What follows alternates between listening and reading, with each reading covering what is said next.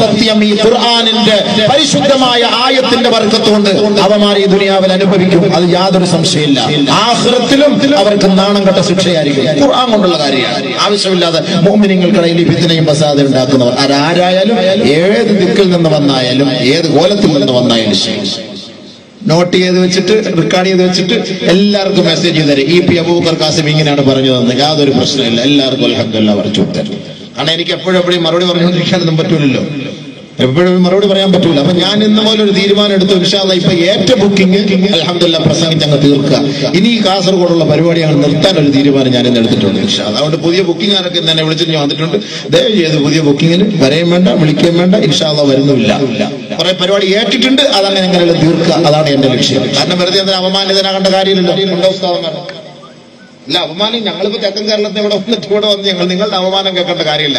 നിങ്ങളുടെ അതിഥികളായിട്ട് ഞങ്ങൾ വന്നിട്ട് ഞങ്ങൾക്ക് തന്ന പൈസ തന്നിട്ട് നിങ്ങൾ ആക്ഷേപിക്കാന്ന് പറയുമ്പോൾ അത് നിങ്ങളുടെ വിവരമില്ലായ്മയാണ്, ഞങ്ങളുടെ കുഴപ്പമല്ല. നീ ത്യാഗം സഹിച്ച് അവിടെ എത്ര ദൂരം യാത്ര ചെയ്ത് ഇവിടം വരെ വന്നത് നിങ്ങളോടുള്ള ഒരു മെഹബത്തിന്റെ പേരിലാണ്, ഞങ്ങളുടെ 10,000 രൂപയ്ക്ക് വേണ്ടിയിട്ടല്ല. അല്ലാഹു തൗഫീഖ് ചെയ്ത് അബൂബക്കറിന്റെ വീടിന്റെ തൊട്ടടുത്ത് പോയി പ്രസംഗം. ഇന്നലെ എന്റെ മഹലിലായിരുന്നു പ്രസംഗം. എന്റെ മുന്നിൽ പൈസ കൊടുത്തത് ഞാൻ വാങ്ങിയില്ല. അവർ നിർബന്ധിച്ചേൽപ്പിച്ചു. അങ്ങനെയല്ല, ഇല്ല എനിക്ക് വേണ്ട, എന്റെ തൊട്ടടുത്ത് പ്രസംഗിച്ചാൽ എനിക്ക് കിട്ടും 10, 15, 20 ഒക്കെ. വേണമെങ്കിൽ എനിക്ക് അതിനു വേണ്ടി പോകാം. എന്തിനത്ര ത്യാഗം ചെയ്ത് 640 കിലോമീറ്റർ യാത്ര ചെയ്ത് ഇവിടം വരെ വരണം. 640 എന്തിന്റെ പേരില്ല സുഹൃത്തുക്കളെ? നിങ്ങളോടുള്ള ഒരു മഹബത്തും ഇൽമു കേൾക്കണമെന്ന് കാസർഗോട്ടുകാരെ കുറിച്ച് വാദോരാതെ പുകഴ്ത്തി പ്രസംഗിച്ചവനാ ഞാൻ. കാസർഗോഡ്, ദുബായിൽ, അബുദാബിയിൽ, ഏതെല്ലാം രാജ്യങ്ങളിൽ ഏറ്റവും കൂടുതൽ ഉലമാക്കളെ സ്വീകരിക്കുന്നവരും ബഹുമാനിക്കുന്നവരും അവർക്ക് മാന്യമായ നിലയിൽ പൈസ കൊടുക്കുന്നവരും ഇവരാണെന്ന് ഞാൻ അത്രയ്ക്കും പ്രസംഗിച്ചാളാണ്. പക്ഷെ എന്നെ കൊണ്ട് അതെല്ലാം തിരിച്ചു പറയിപ്പിക്കേണ്ട ഒരു ഗതികേട് വന്നില്ലേ? കൊടുത്തിട്ട് അത് വിളിച്ചു പറയുന്ന നാണം കെട്ട ഗതികേട്. അതാരായാലും ഏത് ഹദ്ദാദ് നഗറുകാരായാലും എന്തായാലും ഇത്രയും പൈസ ഉണ്ടെങ്കിൽ അടുത്ത പ്രാവശ്യം വിളിച്ചാൽ മതി, അങ്ങനെ അല്ലെങ്കിൽ വിളിക്കണ്ട, കട്ട് ചെയ്ത് തരാം, ഖലാസ്. എനിക്കിപ്പോ പേടിയൊന്നുമില്ല. അള്ളാഹ് എനിക്ക് റബ്ബിനോട് മാത്രം എന്റെ റബ്ബിന്റെ മുന്നിൽ എനിക്ക് സമാധാനം മറുപടി പറഞ്ഞാൽ മതി. എനിക്ക് നാട്ടുകാരെ മുന്നിൽ ബോധിപ്പിക്കേണ്ട കാര്യമില്ല. ഞാൻ ഇൽമു പഠിച്ചത് ഞാനിതൊരു കച്ചവട ചരക്കാക്കാനല്ല. കച്ചവടത്തിന് വേണ്ടിയിട്ട് ഞാൻ ഇൽമു പഠിച്ചല്ല. എനിക്കല്ലെങ്കിൽ നല്ല രീതിയിൽ എനിക്ക് വില പേശാം, നല്ല രീതിയിൽ എനിക്ക് വില പേശാം. പക്ഷെ ഇന്നേ വരെ ഇനി മരിക്കുന്നവരുടെ തൊണ്ടയിൽ ഹൽക്ക് അൽഹംദുലില്ലാഹ് റൂഹുള്ളിടത്തോളം കാലം ഞാൻ മരിക്കുന്നത് വരെയും ഇതൊരു ദഅവത്തായിട്ട് മാത്രമാണ് ഞാൻ കാണുന്നത്. ഇതൊരു ദഅവത്തായിട്ട് മാത്രമാണ് ഞാൻ കാണുന്നത്. അതല്ലാതെ കൊണ്ട് ഞാനിതൊരു ബിസിനസ് ആയിട്ട് ഞാൻ കാണുന്നില്ല. ഞാൻ വില പേശയില്ല, വില പേശിയിട്ടുമില്ല.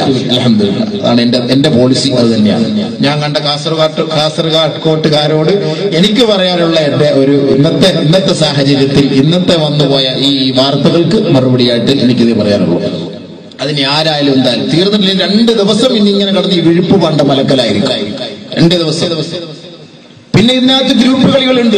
ഓരോ വ്യക്തികൾക്ക് വ്യക്തി താല്പര്യം, അതിനകത്തുള്ള ഗ്രൂപ്പ് കളികളുണ്ട്. എന്തായാലും പരിശുദ്ധമായ ഖുർആനിൽ അല്ലാഹു റബ്ബുൽ ഇസ്സത്ത് ഒരു ആയത്ത് പഠിപ്പിച്ചു തന്നിട്ടുണ്ട്.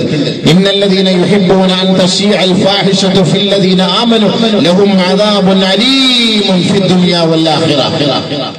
മുഅ്മിനീങ്ങൾക്കിടയിൽ, സത്യവിശ്വാസികൾക്കിടയിൽ അനാവശ്യങ്ങൾ പ്രചരിപ്പിക്കുന്നവർ, ആവശ്യമില്ലാത്തത് പ്രചരിപ്പിക്കുന്നത്, അത് ഏത് തലത്തിൽ നിന്നായാലും ഏത് ദിക്കിൽ നിന്നായാലും ഏത് മൂലയിൽ നിന്നായാലും ദുനിയാവിലും ആഖിറത്തിലും അവൻ അനുഭവിക്കുക തന്നെ ചെയ്യും. ഈ ദുനിയാവിൽ അവൻ അനുഭവിച്ചിട്ടേ അവൻ മരിക്കുകയുള്ളൂ. അത് ഖുർആൻ കൊണ്ടുള്ള സത്യമാണ്. അബൂബക്കറിന്റെ വാക്കല്ല, പരിശുദ്ധ ഖുർആനിന്റെ വാക്കാണ്, അല്ലാഹുവിന്റെ കലാമാണ്. അല്ലാഹ് സത്യമാണ് നമുക്ക് പഠിപ്പിച്ചത്. സദഖല്ലാഹുൽ അലീം.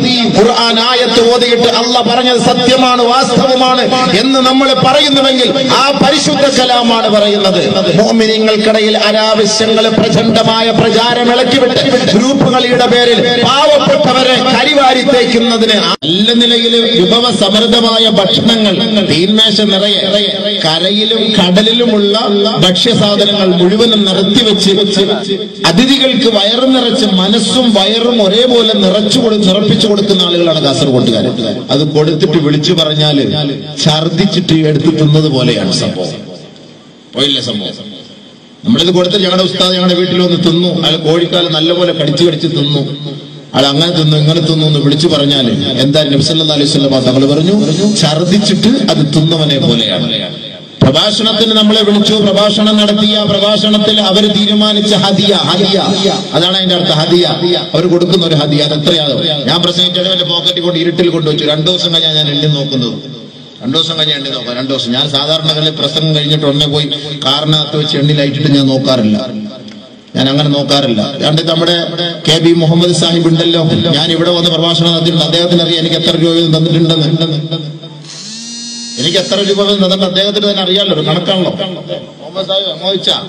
സുഖമില്ലാതെ ഞാൻ ഇവിടെ ബോവിക്കാരൻ ടൗണിൽ പ്രസംഗിച്ചിട്ട് എനിക്ക് 7,000 രൂപ വന്നിട്ടുണ്ട്. 7,000 രൂപ നിങ്ങൾ വിശ്വസിക്കുക. ഒരു വിഷയം സുഖമില്ല, ഞാൻ പനി പിടിച്ചു വന്നിട്ട് ഇരുന്നാ പ്രസംഗിച്ചത്. അന്ന് 2 മണിക്കൂറോളം ഞാൻ പ്രസംഗിച്ചു. എനിക്കതിൽ കുറവായിട്ട് തോന്നിയിരുന്നെങ്കിൽ ഞാൻ പിറ്റേ ദിവസം അയാളെ വിളിക്കാൻ ഞാൻ വരില്ല. ഈ ദിവസവും ഞാൻ വരില്ല. എന്നെ ഇന്ന് വിളിച്ചതും അടുത്ത മാസത്തേക്ക് വിളിച്ചതും കഴിഞ്ഞ വർഷം വിളിച്ചതും ഒക്കെ ഇദ്ദേഹമാണ്. കുടുംബയോഗത്തിന് വിളിച്ച ഇദ്ദേഹമാണ്. അവരെന്താ പൈസ കുറഞ്ഞിട്ടെങ്കിൽ ഞാൻ വരുമോ പരിപാടിക്ക്? ഈ കാസർഗോഡ് ജില്ല എത്ര ദിവസം 5,000 രൂപയ്ക്ക് പ്രസംഗിച്ചിട്ടുണ്ട്, 3,000 രൂപയ്ക്ക് തന്നിട്ടുണ്ട്. പൈസ തന്നതായാലും തിരിച്ചു കൊടുത്തിട്ടുണ്ട്. ഇത് പറയല്ല, പക്ഷെ പറയിപ്പിച്ചത് നിങ്ങൾ തന്നെയാണ്. ഞാൻ അത്രയ്ക്കൊരു മാനസിക ടെൻഷനിലാണ്. കാരണം ഞാൻ ട്രെയിനിൽ ഇങ്ങനെ യാത്ര വരുമ്പോ ഇങ്ങനെ പറന്ന് പറഞ്ഞ കോളുകൾ വരുന്നു. മീഡിയക്കാർ വിളിച്ചു കാസർഗോഡ് ജില്ലയിൽ നിന്ന്. മീഡിയക്കാരോട് ഞാൻ കാര്യം പറഞ്ഞു. അപ്പൊ ഞാൻ പറഞ്ഞു, ഞാനിത് പ്രഭാഷണം നടത്തുന്നുണ്ട്, ഞാൻ അതിനെ കുറിച്ച് വ്യക്തമായിട്ട് ഞാൻ പറയും. ബഹുമാനമുള്ള സഹോദരങ്ങളെ, പരിശുദ്ധമായ ഇൽമ പറഞ്ഞവർ കിട്ടിയിട്ടുണ്ടല്ലോ. അതാർക്കും ചർച്ച ചെയ്തവരിക്കും വന്നില്ലല്ലോ. എന്തുകൊണ്ട് സംഭവിച്ചത്? ഇപ്പൊ ഇത് മാത്രം പൈസ ചോദിച്ചു വാങ്ങി എന്ന ആർക്കെങ്കിലും ഒരു തെളിവ് അവരുടെ ഭാഗത്തുനിന്നോ നിങ്ങളുടെ ഭാഗത്തുനിന്നോ ആരുടെ ഭാഗത്തുനിന്നോ കൊണ്ടുവന്നാൽ EP അബൂബക്കർ ഖാസിം ഇന്നത്തോടു കൂടി വാദ പരമ്പര നിർത്തിയിട്ട് നാളെ വേറെ പണിക്ക് പോകും. മെക്കാട് പണിക്ക് പോകും ഇൻഷാ അല്ലാഹ്. മെക്കാട് പണിയില്ലേ, താബൂക്ക് എടുത്തു കൊടുക്കുന്ന പരിപാടി, ആ പണിക്ക് ഞാൻ പോകും ഇൻഷാ അല്ലാഹ്. യാതൊരു സംശയമില്ല. പരസ്യമായിട്ട് പറയുന്നു. ഹദ്ദാദുകാരെ വിളിക്കി. കാസർഗോഡ് ജില്ലയിലുള്ള ഏതെങ്കിലും ഒരു നാട്ടുകാർ, ഏതെങ്കിലും ഒരു മഹലിൽ ഞാൻ ഏറ്റവും കൂടുതൽ പ്രഭാഷണം നടത്തിയിട്ടുള്ളത് കാസർഗോഡ് ജില്ലയിലാണ്. ഈ കാസർഗോഡ് എന്റെ കാസറ്റ് കൂടുതലും കാസർഗോഡ് ജില്ലക്കാരുടെയാണ്. അപ്പൊ ഈ കാസർഗോഡ് ജില്ലയിൽ ഏതെങ്കിലും ഒരു പള്ളിയിൽ ഏതെങ്കിലും ഒരു മഹല്ലത്തിൽ ഞാൻ വന്നിട്ട് എനിക്ക് ഇത്ര രൂപ വേണം എന്ന് ശാഠ്യം പിടിച്ച് പ്രസംഗിച്ച് അവരിൽ നിന്ന് പൈസ വാങ്ങിയതായിട്ട് ആർക്കെങ്കിലും എന്തെങ്കിലും ഒരു തെളിവ് ഞാൻ വെല്ലുവിളിക്കുകയാണ്. ആർക്കെങ്കിലും എഴുന്നേറ്റെന്ന് പറയാമെങ്കിൽ ഞാൻ 100 വട്ടം സമ്മതിക്കുന്നു. ഞാൻ 19 വർഷമായി പ്രസംഗിക്കാൻ തുടങ്ങിയിട്ട് ഇന്നേ വരെ ഒരു മനുഷ്യനോട് പോലും, ഒരു സ്ഥലത്തും ഒരു വ്യക്തിയോട് പോലും ഞാൻ 1 രൂപ ഇത്ര വേണമെന്ന് ഞാൻ പറഞ്ഞിട്ടില്ല. ആദ്യമായി കൂടുതൽ പൈസ കൊടുത്ത് പഠിപ്പിച്ചത് കാസർഗോട്ടുകാരാണ്. ഈ പ്രാസംഗികന്മാർക്ക്, ഈ തെക്കൻ കേരളത്തിൽ നിന്ന് കൊണ്ടുവന്ന പ്രഭാഷകർക്ക് മുഴുവനും ആദ്യമായിട്ട് കൂടുതൽ പണം കണ്ട് ഞാൻ വല്ലാഹി സത്യം ആദ്യമായിട്ട് പൈസ 20,000 രൂപ ആദ്യമായിട്ട് ഞാൻ എന്റെ കൈക്ക് വാങ്ങുന്നത് കാസർഗോഡ് ജില്ലയിൽ വന്നിട്ടാണ്. ഞാൻ ഇവിടെ വന്നിട്ട് തന്നെയാണ്. ഞാൻ മാത്രമല്ലല്ലോ, ഇപ്പൊ കബീർ ബാക്കവിയായാലും നൗഷാദ് ബാക്കവിയായാലും ഉസ്താദന്മാർക്ക് കൂടുതൽ പൈസ കൊടുക്കുന്നത് കാസർഗോട്ടുകാർ തന്നെയാണ്. പിന്നെ അത് ചിലപ്പോൾ വ്യക്തിപരമായിട്ടായിരിക്കും കൊടുക്കുന്നത്. സംഘടനയിൽ നിന്നിട്ട് അങ്ങനെ കൊടുക്കാറില്ല. പിരിക്കുന്ന പൈസയിൽ നിന്നും ആരും അങ്ങനെ കൊടുക്കാറില്ല. കൂടുതൽ ഞങ്ങൾ മനസ്സിലാക്കിയെടുത്തോളം ഇപ്പൊ EP-യുടെ മുഹിബുകൾ കാണും, അവർ സ്പോൺസർ ചെയ്ത് കൊടുക്കുന്ന പൈസ ആയിരിക്കും. മറ്റുള്ളവർ കാണും, അവർ സ്പോൺസർ ചെയ്ത് കൊടുക്കുന്ന പൈസ ആയിരിക്കും. ആർക്കാണ് ഇത് കൊടുത്തത്? ഇൽമു പറഞ്ഞൊരു മനുഷ്യർക്കല്ലേ കൊടുത്തത്. അത് കൊടുത്തിട്ട് വിളിച്ചു പറയുമ്പോ അത് എത്രത്തോളം തരം താഴ്ന്ന ഒരു സ്വഭാവമായിരിക്കും. ഏറ്റവും കൂടുതൽ വിരുന്ന് സൽക്കാരം നടത്തുന്നവർ കാസർഗോഡ് ജില്ലക്കാർ.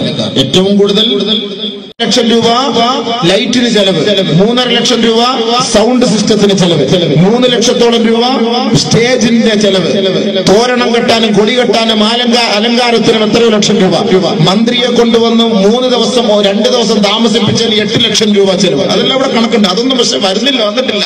മുസ്ലിയാർക്ക് കൊടുത്തത് മാത്രം. EP-ക്ക് ഏറ്റവും കൂടുതൽ EP. ഞാൻ 2 ദിവസം പ്രസംഗിച്ചിട്ട് 1 ലക്ഷം തന്നത്. 1 ലക്ഷം അല്ല, അതിൽ നിന്ന് 5,000 ആരും അടിച്ചു മാറ്റി. 95,000 രൂപയുള്ള എണ്ണി നോക്കിയപ്പോ 95,000 ഉള്ളൂ. എണ്ണി നോക്കിയപ്പോൾ 95,000 രൂപ. അത് 5,000 രൂപ ആരോ അതിനകത്ത് നിന്ന് അടിച്ചു മാറ്റിയിട്ടുണ്ട്. സംഭവം ഉള്ളത് നമ്മൾ എവിടെയും പറയും. നമ്മൾ വാങ്ങിയിട്ടില്ല എന്ന് നമ്മൾ പറയില്ല. ഇത് ചോദിച്ചതല്ല, വല്ലാഹി സത്യം എന്റെ പോക്കറ്റിൽ കൊണ്ടുവച്ച് ഞാൻ വീട്ടിൽ പോയി എടുത്ത് നോക്കുമ്പോൾ ഇത്രയും രൂപയാണ്. ഒരു സ്ഥലത്ത് നിന്ന് എനിക്ക് 1 ലക്ഷം രൂപ വന്നപ്പോൾ ഞാൻ വിളിച്ചു വെച്ച്, സഹോദര നിങ്ങൾക്ക് തെറ്റിയിട്ടുണ്ട്, 1 ലക്ഷം രൂപ ഉണ്ട് എന്റെ കയ്യിൽ തന്നത്. അതുകൊണ്ട് ഉസ്താദെ നിങ്ങൾക്ക് പ്രസംഗത്തിനൊന്നല്ല, നിങ്ങൾക്ക് ഹദിയായിട്ട് തന്നതാണ്. എന്നോട് വിളിച്ച് പറഞ്ഞ വാക്കാണ്. ഞാൻ തിരിച്ചങ്ങോട്ട് ചോദിച്ചാണ്, ഇത് കട്ടി കൂടുതലാണെന്നൊരു ഒരു ബാഗിൽ അവർ പൈസ തന്നു, കുറച്ച് ഹദികളൊക്കെ വെച്ചിട്ട് അത്രയും കത്തറും ഷാളും എല്ലാം കൂടെ എടുത്തു നോക്കിയപ്പോൾ നിങ്ങൾക്ക് തെറ്റി കാണും, ഈ ഒരു കെട്ട് കൂടി മാറിപ്പോയി, 1 ലക്ഷം രൂപ ഉണ്ട്. അപ്പൊ പറഞ്ഞില്ല, അത് നിങ്ങൾക്ക് വേണ്ടി ഹദിയായിട്ട് വെച്ചതാണ്, നിങ്ങൾക്കുള്ളതാണ്, അത് തെറ്റിയിട്ടില്ല എന്ന് ഞാൻ തിരിച്ചു വിളിച്ച് പറഞ്ഞാൽ പിന്നെ ഈ വേണം, നീ 1 ലക്ഷം രൂപ വലിയ ഇന്ന് തന്നെ കൊടുക്കാൻ ഞാൻ നിയത്തി ചെയ്തിട്ടാ വന്ന പൈസ. നാളെ ഹദ്ദാദുകാരെ കണ്ടി പൈസ കൊണ്ടവിടെ കൊടുക്കാൻ പോവാണ് ഇൻഷാ അല്ലാഹ്. മനസ്സിലാവട്ടെ. അവിടെ ഞാൻ പറഞ്ഞ കാസർഗോട്ടേക്ക് ഞാൻ പോകുന്നുണ്ട്. ഞാൻ ഇൻഷാ അല്ലാഹ് അതിന് മറുപടി പറയും. അപ്പൊ എന്തായാലും ഇന്നത്തെ വിഷയം കറക്റ്റായിരുന്നു. സംഭവം ഞാൻ കണ്ട കാസർഗോഡ്, ഞാൻ വെച്ച വിഷയമല്ല, എന്നോട് പറഞ്ഞിട്ടില്ല. അതുകൊണ്ട് ഞാൻ കണ്ട കാസർഗോഡ് എന്താ